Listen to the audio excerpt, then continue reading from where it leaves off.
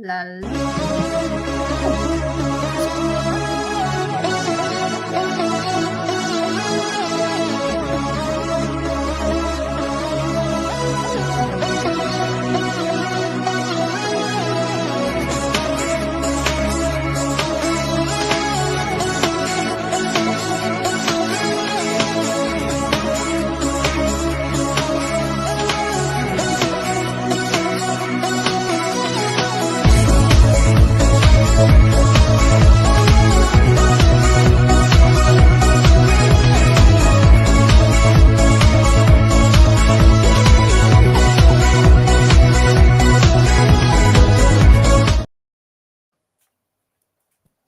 And good evening, or welcome again to another episode. Obviously, we was on last night. We're on again tonight. So, Gilly, we have been busy this week. We have, but we are back, and I have to put this out there with what we're going to be talking about. It may be triggering to some, so I hope people know don't get triggered. Kerry, nothing's wrong. Don't you worry, darling. But anyway, we have got Nick Ronald. How are you? Yes, good to be back on the show again for last night. Yeah, no, I'm good. I'm good. Thanks. Absolutely. We've got Dr. Gilly, who has Facebook problems. But how are you? Hi, my name is Dr. Gilly Kahn, and I have Facebook problems. We're not going to stick right. I know it looks like a circle, but we're not having that kind of meeting. No judgment, please. No judgment. And we have got a soul host awakener, Dr. Madelene Chan. How are you? And welcome. Hey, good evening, Adam. Hi, Nick. Hi, Dr. Gilly. Lovely. Thank you for inviting me, Adam. I'm absolutely super excited about it all. You're most welcome. Now, what we are going to be discussing, I know it says in the title, Are You What Society Believes? But I think we should spice that up a little bit, and we actually talk about the pros and the cons of what society, why we should or shouldn't believe what society says, because that can have a major impact on our emotional and mental well-being. And I think I'm speaking like a psychologist now. Am I, Dr. Gilly? Yes. The only thing I would say, and we could talk more about this, is like, what do we mean? What society believes, right? That seems a little bit open-ended. Yeah. Exactly. So I think we should kick off with, obviously, people share this, subscribe if you haven't already, because I know we're getting closer and closer and closer to that 1,000 subscriber mark. I think we're on like 915. I don't know. But we're getting there. And please ask questions to any of our 4 participants here today. So, Madelene, give a little bit of an introduction of who you are and where you're from and how you help people. Thank you, Adam. Well, my name's Dr. Madelene Chan, and I'm originally from Bradford. My expertise work is in the creative arts. I'm a singer-songwriter and a novelist of children's books. At the same time, I'm a vocal coach in holistic vocal confidence, bringing out the confidence of your voice, affiliating it with nature, with colors, certain sounds, to bring out the inner voice and the external voice. And most of all, I'm here to help a lot of people to express their inner child, because this world has become so serious that it's really difficult to manifest what you want when you're so serious. So you have to go back to being a child, so to learn and enjoy your passion and your goal. And that's what I do. I help people to find their happiness, their soul purpose, and get them on their mission. So I play a lot of music and I sing a lot of songs, and that helps to raise vibrations. And I do believe it's an absolute essential key to mental health. Absolutely. Any input, guys and gals? So what sort of clients do you work with, like Madelene? What sort of people do you... Right. Okay. So, Nick, I'm not the type of person that I get clients from a hospital or anything, because Sure, I'm sure. not that, and I wouldn't No. even say I'm qualified like that. Absolutely not. But it's generally people that want to bring out their voice, want to bring out their confidence, so that they have a better way of looking at things, the better way of expression. It's more about expression, and especially a lot of people that have a brand out there and they need to go on a podium and speak about it in confidence, or even people where they have a story behind their brand, going from having a strong resilience, which they've had to have throughout their lives. So I work with people and I help them to bring out their story through a song. Lovely. That's brilliant. That's so interesting. It's a very interesting and unique combination. So I'm wondering a little bit about, like, what did you go to school for, and then what motivated you to study that? Oh, that's interesting. Thank you, Dr. Gilly. So I wasn't in this at all. I wasn't even a teacher. I just love to perform. The same thing of people going to perform in a drama school or performance school. So I went through the whole music industry. I did all this, and what I found in the industry, and especially recording, the pressure that these producers would put onto people, knowing they had to have this special voice, this special effect, and because time was money, it really affected me heavily. And because I couldn't get it in 5-10 takes or even more than that, because the more pressure, the more anxiety I would get, and the more I wouldn't be able to deliver the vocals. I wouldn't be able to deliver that expression and that tone. And I realized, hang on, I need to find a way. So I decided to work my own way of working a syllabus myself, which is colors of the voice. And I started to work with a strategy, with a way of using myself as a guinea pig, really. And they said, I don't know what you did. So I went back in the studio and they said, I don't know what you did, but whatever you're doing, keep doing. And I found a way to relax, to do the breathing, to keep reassuring myself, it doesn't matter if I get this or not. The most important is to enjoy the process, is enjoy the expression of the voice, rather than time is money and you've got to get it right, because that just threw me completely. And there's a lot of problems in the industry with all this, because then you end up anyway. So I did that, and then I went to Malta, and I found myself, well, I've got to earn a living somehow. So I threw myself into teaching.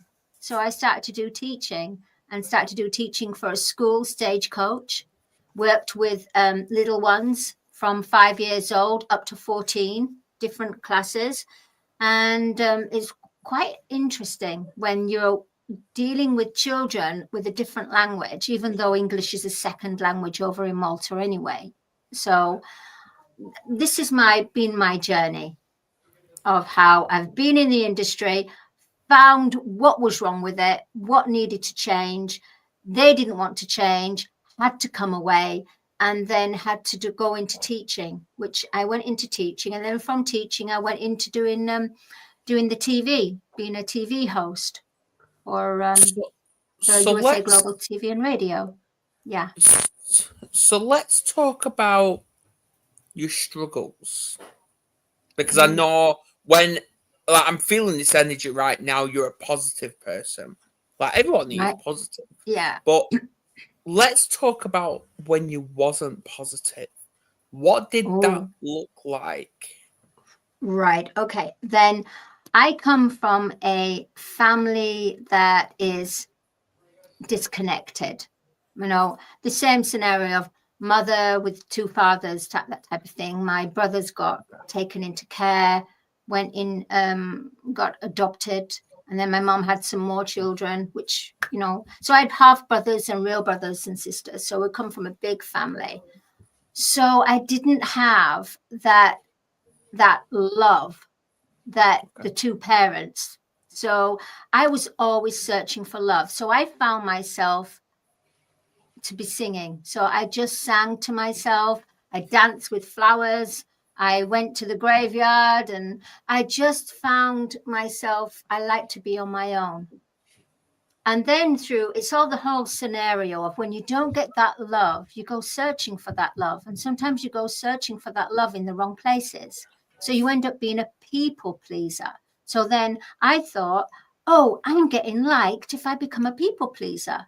So then I became a people pleaser, where I would do things for certain people that would go out of my comfort zone, but I would be like serving them. So I would carry school bags for them up the hill. I went at that time, Chinese. I'm half Chinese, half English. So it was I had to deal with racism, where they would call me my little yellow friend,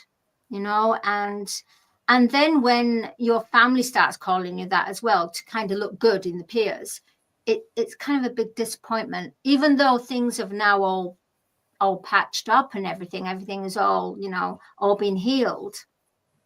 And so I wanted to go out on my own. So then I went into London. I wanted to get out of the small town, and I felt London was calling me. When you're 17 and you think, oh my gosh, I want to be part of the music industry. I want to be big star, whatever. And so I went and did an audition for Virgin Records, and that landed me in London. I went to London, started rehearsing in a boy and girl harmony group. And what happened then was the record label had no more money to put into this project. So it was pulled. The thing is, I really should have gone back home at that point, but I thought, no, I'm gonna stick it out in London. So then I went to work for, like, say, nightclubs, and then I got myself in quite a lot of mess there, and to the point where it was like a cattle market. And that was my first thing about where the world of a male world dominating a feminine world. So this was back, I'm 55 now, so this was back when I was like 19, 20. And because I didn't have that loving warmth from where I came from, I thought, well, I've got my family with the girls in the club. But what happened was the owner of the club found out I was a singer and I could sing. So I ended up just performing and singing where the other girls had to sit with the clients and, light up the cigarettes and deal with their whatever it is. And I was the one that went to the tables and sang. So there was jealousy there. So again, they would really set things up for me so that they would put me out as an outcast. So where I was welcomed as a family, again, I got rejected. So you see, I got rejected from family and from my father, my real father, because he left me when I was 1. And then I got thrown out at 15. And then from my stepfather. And then when I came to London, looking for that family of love, which I found that security, but through my singing, kind of made me shine a little bit more, which I didn't want to, but it put a lot of pressure. And then the girls turned on me, so they had to try and get rid of me. So it's been, and then of course, with the relationships, I've gone out with narcissist after narcissist after narcissist. But the turning point for me was in 2012 in Malta. Hi, Teddy Boo. It's my doggy. He's come to see. He's come to see you, support. Anyway, so I went to Malta, and at 2012, it's like I went through all the drinking and drinking by association, because again, that was family. Even though that was a toxic, even though it kind of, I hung around with a lot of people that were taking drugs, but it was family. I didn't take drugs as heavy drugs, but I did try ecstasy, a few ecstasies and that. And I thought, oh gosh, no, this is not right. I'm not going to take this. And the minute I said I don't want to take it anymore, that's when things turned on me. So the minute I corrected it, the minute they turned on me. So finally in Malta, I was living by myself, and it's like something, I just kind of felt this epiphany moment. I felt this epiphany moment, like going, what am I doing? Why am I constantly in this same pattern, looking for love, finding that wrong love, wanting to help people, to give them love, because I wouldn't face my love. I wouldn't face myself. So then I started to turn in and start to work on myself, and then start to write things, and write Star Child, which I started to write, which is about, it doesn't matter what it's about right now, but yeah. So yeah, I've gone from a heck of a lot of stuff, even to the point of where I was there was a lot of things that happened to me in the club, and a lot of stuff where normally people won't go through this, but the amount of jealousy that these girls had for me, it turned to venom. It turned to absolute venom. And in the end, I ended up being in a St. Mary's hospital, because they made it so that I'd be arranged. I was arranged to be raped.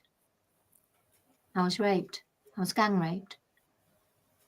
It was a long time ago, and it's really strange, because at that time I tried to get my family to come along but they wouldn't come to collect me.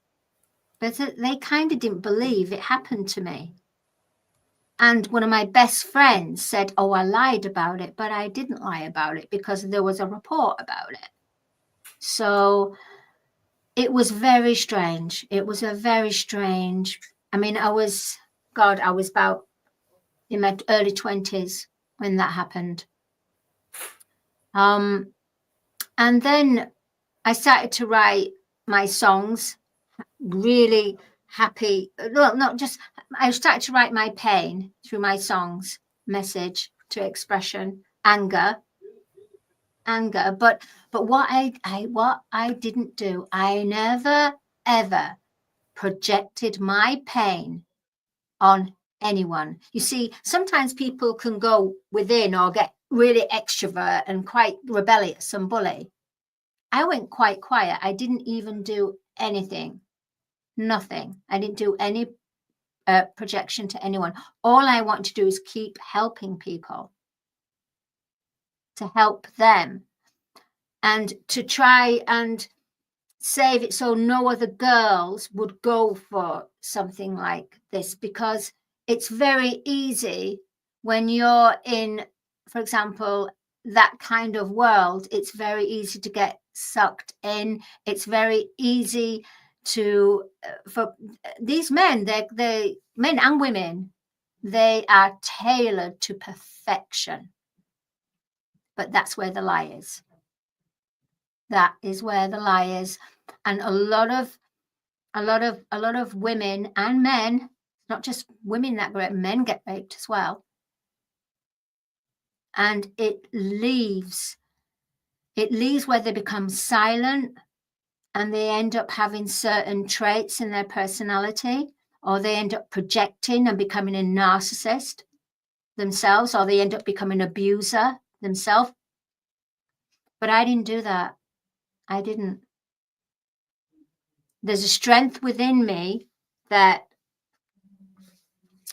I started to work and I started to question, and I started to almost, I mean, I went to a therapist as well. I did go to a therapist. Absolutely. That's without doubt. I went to 2, actually. I did. Absolutely. I had to do. Yeah. Because I lost a baby as well in Malta. I lost my baby. So, you know, it's you get to the point when you get so much happening to you, so much trauma, so much pain. You start to actually look into that pain, and you start to make the pain your friend. And once you start making that friend, I know, Nick, I know you're looking at me really weird, but I don't mean it in a pleasurable way. I don't mean that at all. I mean so that I'm not afraid of the pain. You face it. You face it. Okay, go And on, so Nick. that's what yeah, Nick, I know you're No, waiting. You're waiting. You're waiting to give. I just, I mean, I really admire you for. I think these things can make and break us, and I mean, you've obviously gone some incredibly, tough, challenging, traumatic things. And I was just, nodding that wow, you're here, and you've come for the other side, but you also the fact you can share these things with us, on air, Yeah. and also you've got some positive things with your creativity, your writing and your singing. No, I admire you. I think, Thank you. I'm very, very full of respect for you in that way. Go on, Dr. Gilly. Do you have anything? Yes, thank you. So, it sounds like you really have done the work. The fact that you've seen 2 therapists and you're able to talk about this, so openly. So you've been able definitely to face these traumatic experiences, right? So much so to a point where like you could just talk about them, which is huge. That's really hard for people, especially with the degree of, trauma that you experience. The other thing I'm thinking is it makes so much sense that this is the kind of the conceptualization or the I guess like the mental route you've taken with leaning into like that childhood innocence and children's way of looking at the world, because I've written about that too in terms of like the Buddhist concept of beginner's mind and beginner's eyes, and how kids just kind of see the world in this very novel, innocent way where they're kind of looking at it from the bottom up. So they're seeing things as if they're seeing them for the first time without judgment. They're exploring and learning, and and so I think that's really beautiful. And I think a lot of people, whether they've had like this kind of history of trauma or not, especially in this day and age, when there's just like a lot of stress happening in the world, I think a lot of them would benefit, to think in this way and to lean more into that like innocence and trust, careful, careful trust. But I think that if we were all a little bit more, childlike, then we would definitely be a lot more kind to each other. Yeah. So I think it's very inspirational. Thank you. Thank So, you. Madelene, I was going to ask you, have you, because what I liked when you first came on was you introduced yourself by almost leading with the singing and the author. So you led with what you're doing now and very positive, and then you've obviously told your story. Mm-hmm. Did at some point, you think you almost wanted to reinvent yourself in that way that, you didn't want your past to dominate you, and you wanted to do what you're passionate about and good at, which is why, you're doing what you do now, and which is like, the writing and the singing. Has there been a sort of process of reinventing yourself? Does that make sense? Sort of deciding. I think it's a good question. Thank you, Nick. I started to reinvent myself when I came away from the music industry, because I was also part of Steps. Okay. The boy and girl harmony group. Yes. And I was exposed in the way that I had to represent the Oriental market. Okay. And it's considered really wrong now, but Steps was in the 90s, don't forget. So we all went there for this audition, and it was an original line dancing group. Tim Burns was the producer of Top of the Pops. So we got together with Steve Crosby and Ruth, who were line dancing DJs. And Tim Burns was a producer for Top of the Pops at the time. And I went there for the audition, me and Degsy, Lisa Scott Lee, and H, and we got it. And then the next minute we were thrown together. So on the basis of, remember Spice Girls, how they all had to be in the house and everything? We weren't in a house physically together, but we were told we had to party together. We have to get to know each other. Sure. And it's a bit strange, really strange. And we kept doing showcases at Kensington Olympia, where we were doing about 3 or 4 showcases a day. And then I was told who I was got to be. I couldn't speak English because I'm representing Japan, because it was a big market then at that time, because of the Spice Girls and all. And I remember I did this show at Kensington Olympia, and there was a guy from Jive Records there, and he says, I don't care if you say that you're Japanese. He said, I've been to Japan and you're not Japanese, and I bet you can speak English. And I was embarrassed. Absolutely. I mean, I did nothing to this guy, but then he was told that I was Japanese. Just for the sale, just for the whole, the outfit. And I couldn't do it. I really couldn't. And the next minute I ended up going to the toilet, and I ended up hearing the manager saying, I don't care how I'm going to do it. I'm going to make sure I have a Malibu mansion here, this and this and this and this. And I don't care who I need to step over to get it. And he looked up at me. I said, what are you doing? I said, oh, I lost my way to the toilet. I'm sorry. So the proof was, after that, we did a show at Fairfield Hall in Croydon. And we did it in front of Captain Luke Picard, right? We did the show there, and we were all there. We were all prepped up talks and everything, but we weren't allowed to sing live. Now, I'm a live singer, and this really gutted me. So I found myself down in the brandies. So by the time we got on stage, I missed my cue. Everyone else had turned around, started singing, and then I turned around and started singing, and I thought, oh my God, I can't do this. I knew in that split second they were about to get signed massively, and I knew at that point I couldn't be part of this group and this industry, because I knew with the way that I was at that time and the fact that I couldn't sing live, I knew that I would be joining the 27 Club easily. So I came away from it. A lot of my family said, why the hell did you do that? You had a chance. They're earning millions now. I still get it. I really do. But I knew. And how does that make you feel, knowing all these doubters basically targeting you? Yeah, it's at first it was a little bit, have I made a mistake? But then I asked myself, I've got a strength within me. And it's like I had this higher voice that said, no, you got to wait for the golden times. Your time is not now. Wait for the golden times. And it's the golden age now, isn't it? It's the golden age. So I knew then. And it was telling me, you're not going on this journey with them. What was weird, on the day that I left, Degsy, he left, and Mitch, she left. So 3 key members left on the same day. I mean, it's not very nice for Ruth, Steve, and that, since they put money into it and everything. But we knew that this wasn't what we really wanted to do. So we left.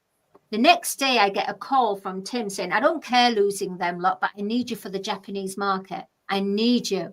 I need you for that Oriental market. I said, I can't do it. Then he turned around and said, I'm going to make sure you never, ever work in this industry again. After that, I got scared, came away, and I just didn't want to be part of it anymore. So, sorry, Madelene. I want to pronounce your name correctly. Madelene. Okay. Yeah. So I wanted to ask, okay, just to clarify. So basically they wanted to make you kind of the face of the Japanese or the Oriental market, right? And you're That's right, half American, and then what's the other half? Or I'm sorry. I'm half Chinese, half English. English, sorry. I'm in America, English so I'm all Chinese. confused in my head. English Chinese. English Chinese. Okay. Not And even Japanese. And they were whatsoever. trying, exactly. That's why I was confused, because I was like, she said Chinese before, right? But then they were trying to make you seem Japanese because I guess that's more favorable in their eyes. Yes. I don't know. Okay. Yeah, because so that was the market. Yes. Sorry. So your story kind of reminds me, I don't know if you've heard of the documentary, it's kind of blowing up now. It's called My Mom, Jane. And it's about Jane Mansfield and her daughter, Mariska Hargitay. You should watch it. It's a very good documentary. And I only watched it because I'm interested in grief, and a lot of people were posting about it. So I watched it, and it's really very interesting. But basically, Jane Mansfield, I guess, had a similar story in that she was being pushed into a market that she wasn't necessarily, that wasn't her goal. But basically, her team sexualized her, to make her famous. And so she listened and she thought, well, maybe I can start out this way, and then people will start to take me seriously. And then it was kind of unfortunate, how she died. She never really got to pursue what she wanted because she was being pushed in the wrong direction.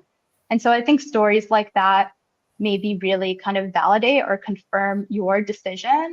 And I think you were probably listening to your gut and you were like, this is wrong. And even if I did go down this path, it would be pigeonholing myself into something that isn't me, and it would feel wrong. And so, I don't know. I think you made the right move. Yeah, although, my finance line and the way that my family are and everybody, they're, because they're material, that type of stability.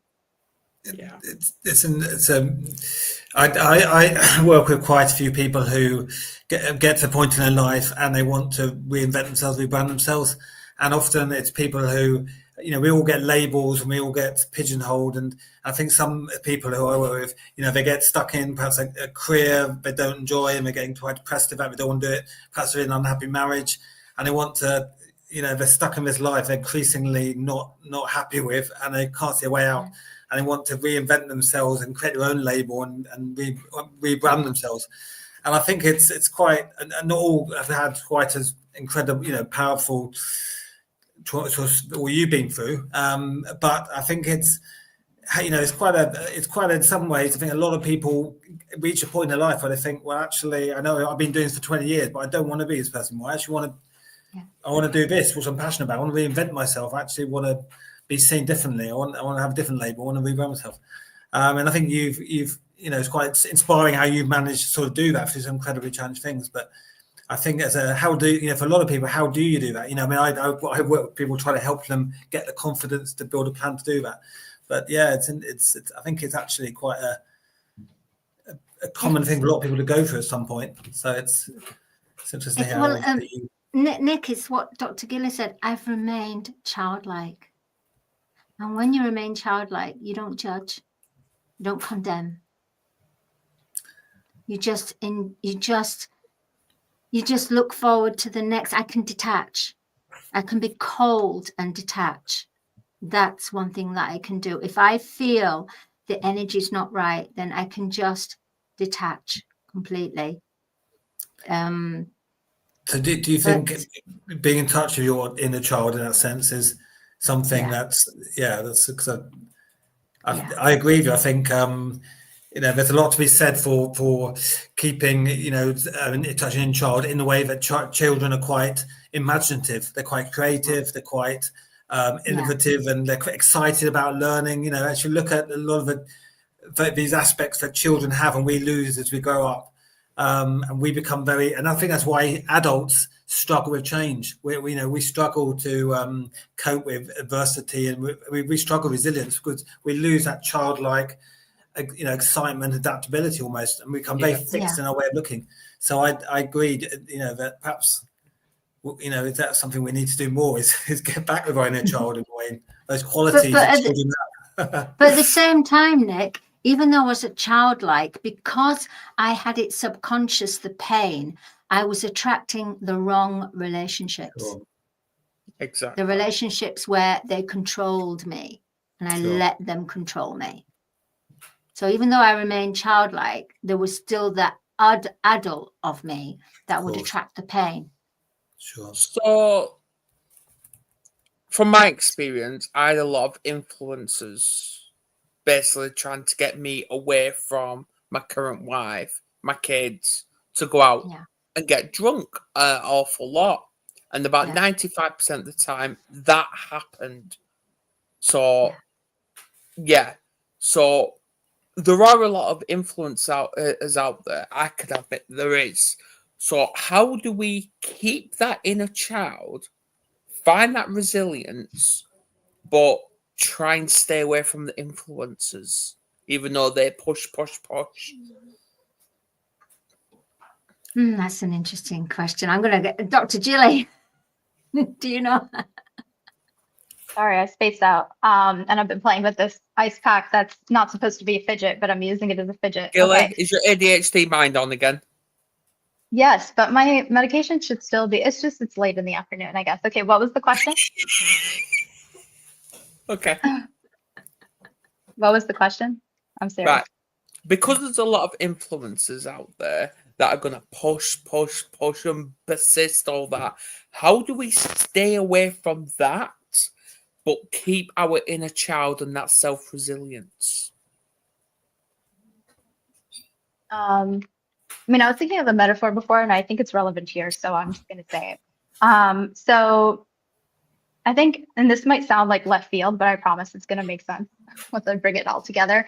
But I was driving in a very populated area of like Atlanta, and I hate driving in traffic, and it was really bad because they closed off a road, and so there was just like crazy traffic. And I noticed that in general, like wherever I live, when in areas like our city is highly populated, the drivers are just mean. And, it's like a dog eat dog world out there, right? Because everyone has somewhere to get to. And, and I think that in that sense, in terms of like the theme of this episode, like society kind of follows this predictable pattern. It's not necessarily that individually people are bad people, but when you put them in a context where people are fighting for resources, which is like time, then, the ugly side of things can come out. And so, I think that, unfortunately, as we get older, we're exposed to more and more stressors and reasons not to trust, or reasons to fear other people, or to hate. And when you're young, there are fewer reasons, kind of like when you're alone and you're like not in traffic, people could be really nice and really friendly, and they might naturally let other people pass. But I think that a lot of times it's the growing up and the experience and the society that can kind of shape and change us in a not so good way over time. And so the question is, how do you reconnect with that child? I think it's really hard, because after so many years of experience and more years of being a certain way than not, it's like you're only a kid for so long. Well, to that, I would actually say we never lose our inner child. We never lose it. We just lose that area, that identity part, because of the influences. So we choose to forget it, but it doesn't go away. Okay, yeah. I mean, there's like the identity piece. Yes. and you have you, right? I believe that. At the core, you're you, and then there's your experiences and your thoughts and your feelings, which are also experiences, and those change over time.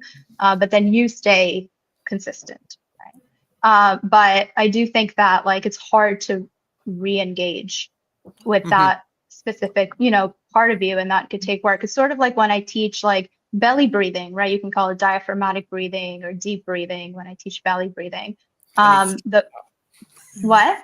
The goal is, yeah, exactly. So the goal is to teach people to breathe with their bellies. And then if I'm seeing someone autistic, they'll be like, but we breathe with our noses. And I'm like, that's correct. We do breathe with our noses. However, what moves up and down when you're breathing, right? And so that's key. And you want to retrain your body so your belly goes up and down instead of your chest. And then that's what results in relaxation and feelings of calm.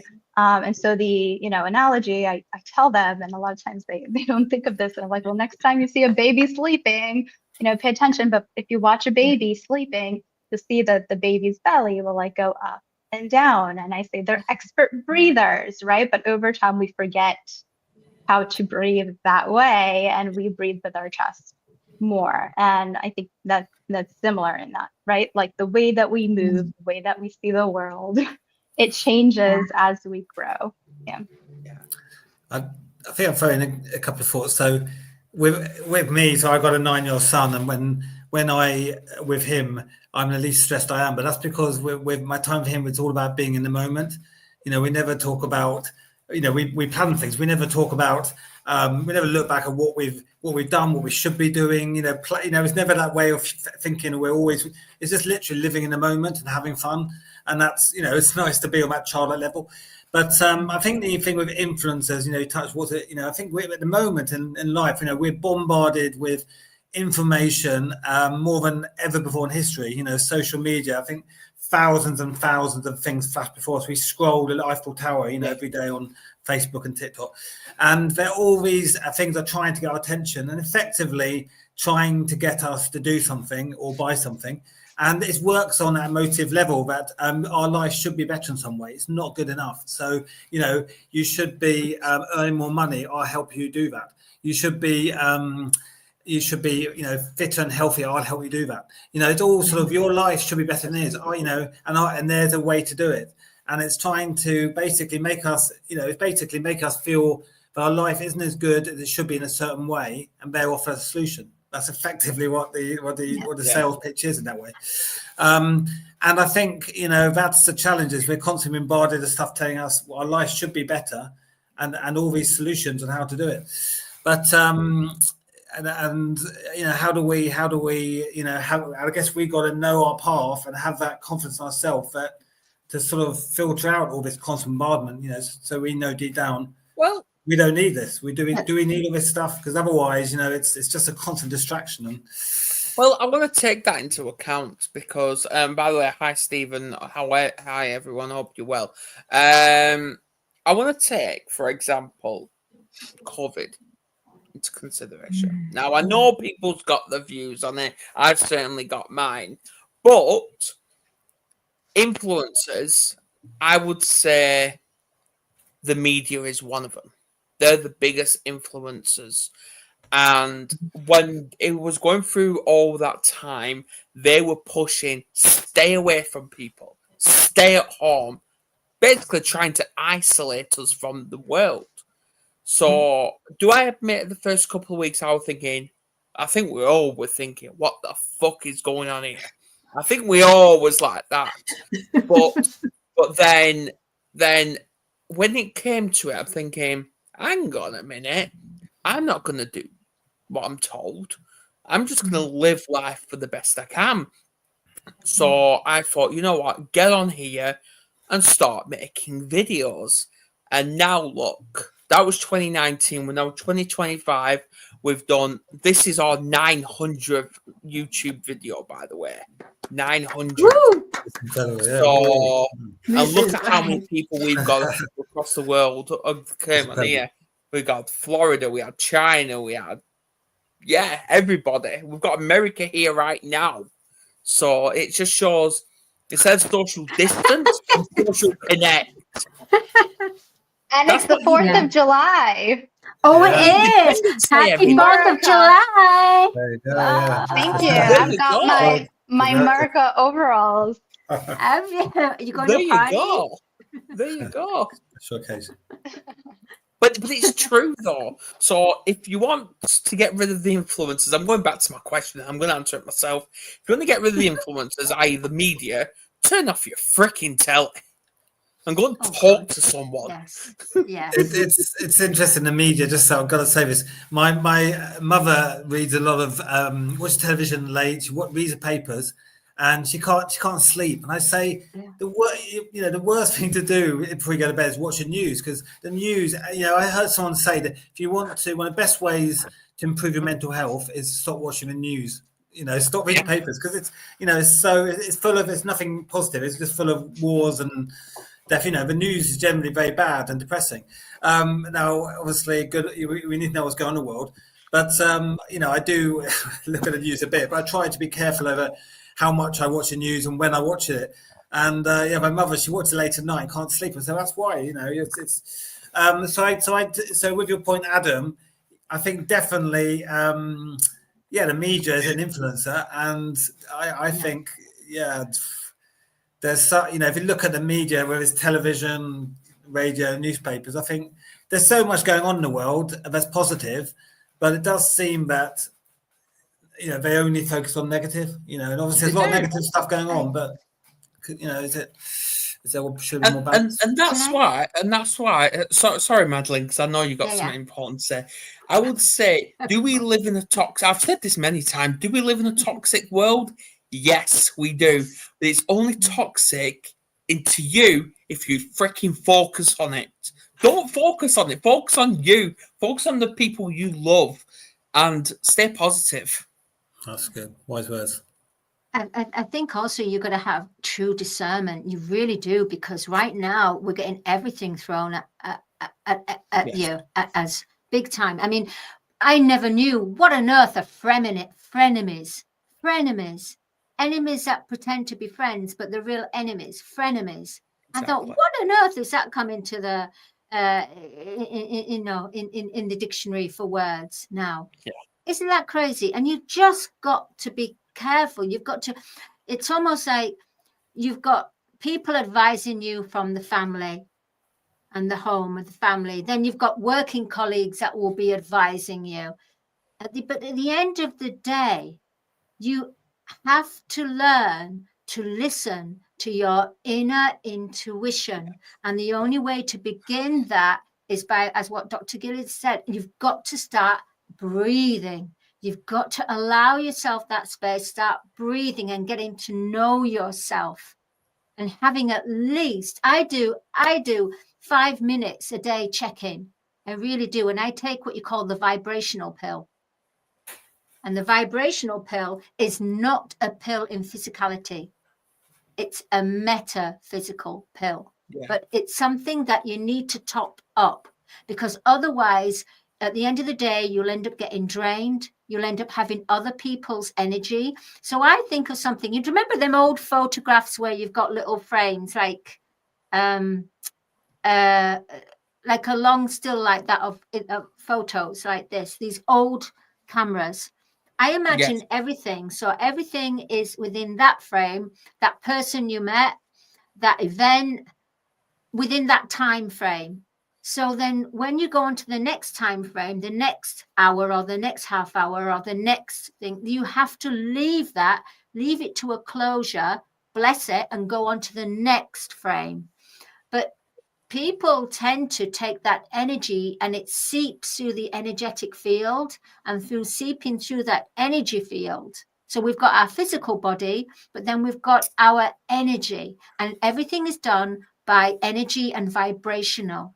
Vibration and energy is what really is the fuel and the working of this earth. It's by our vibration. It's by what we attract. So are you what society believes? Yes, in a way, because of all the doctrination, because of the news, because of the filtered tabloids, the magazines, everything. it's subliminal. It's subliminal, same as the music, subliminal. We need to turn that off, come away and walk that grass. Get your bare feet on that grass and ground yourself, and then come from that place. That's Go on, Dr. Gilly. Go on. I don't know. I don't have any thoughts. I mean, I think like what you're saying makes a lot of sense. The other question is like, are you what society believes? The question is who you're asking. Like, are you asking you? Are you asking, you know, are you what society believes? Depends who you ask, you know? Like someone else who doesn't know me, they will say, yes, she is that, but they don't know me.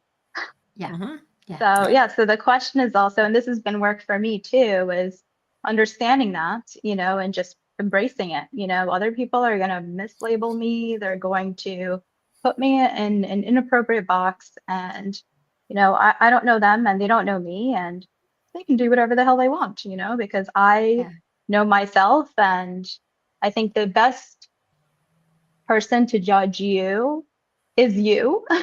Even though we could be our own harshest critics, you know, at least we're the ones doing it, because we should have the right to decide who we are, you know. It's not up to other people. Well said. Well said.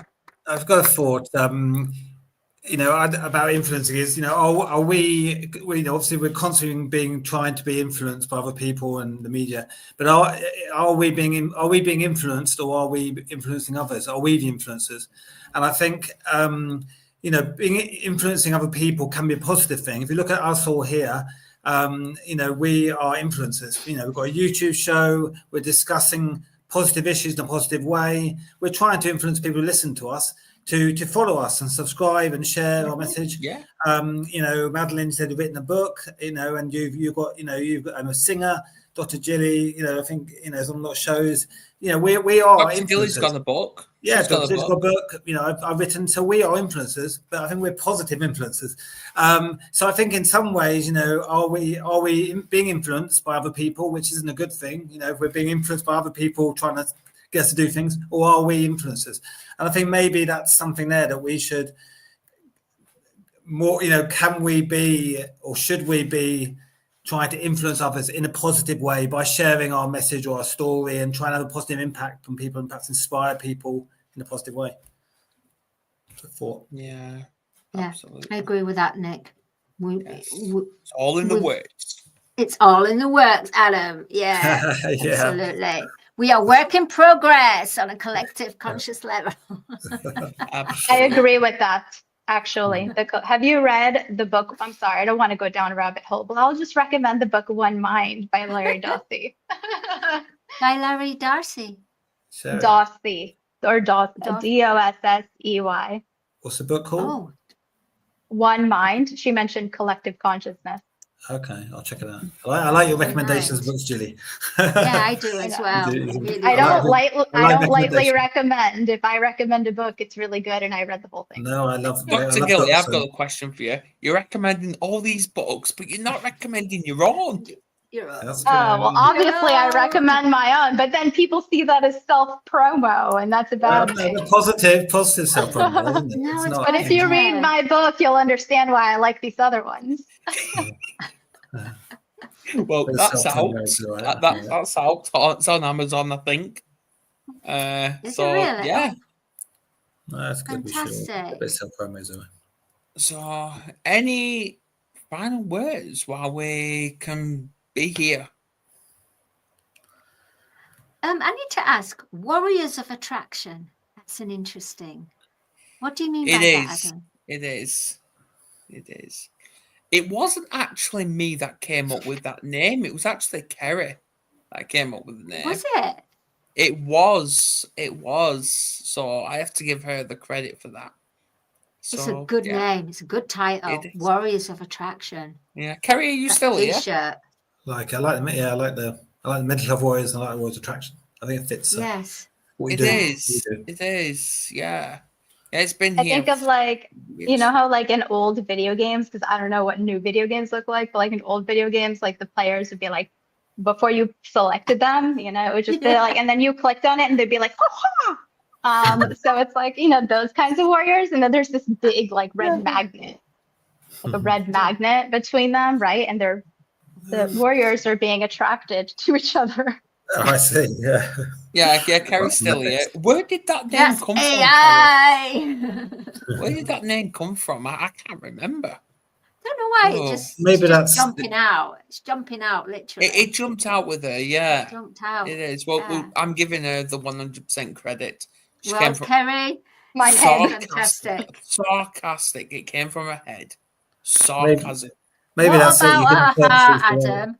What about her heart? It came from her heart. I ain't got a clue. But maybe that's the thing. You can interpret things how you like, in a positive way. That's it. Go a little bit vague, you can interpret it as you like.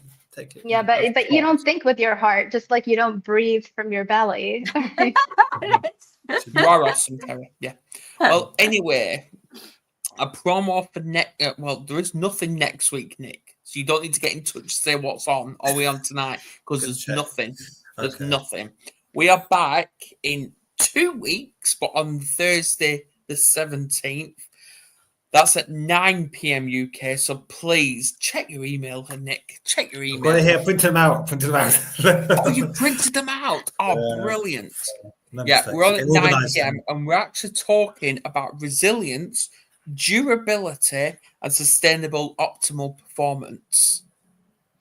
That's a good title. That is a brilliant title. Yes, it really is. So, yeah. But then on the Friday, it disappeared. It's Star Trek. You disappeared into your generator. Exactly. On the Friday, it's not real. It's AI. Adam's not real. It's just AI. Friday the 18th is going to be a trigger one. It's going to be addiction and trauma into wine. Wow. So that's Adam, at 8 p.m. UK. What? Would you be welcomed for other people to come on board as a guest as well? Anyone's welcome. We're always looking for guests. Anyone can come and join. Even ex-addicts type of thing? Of course. Okay. Then I have a few people. If you ever want to come back, you're more than welcome to. Yeah, I will be. I will for sure. Yeah, it's just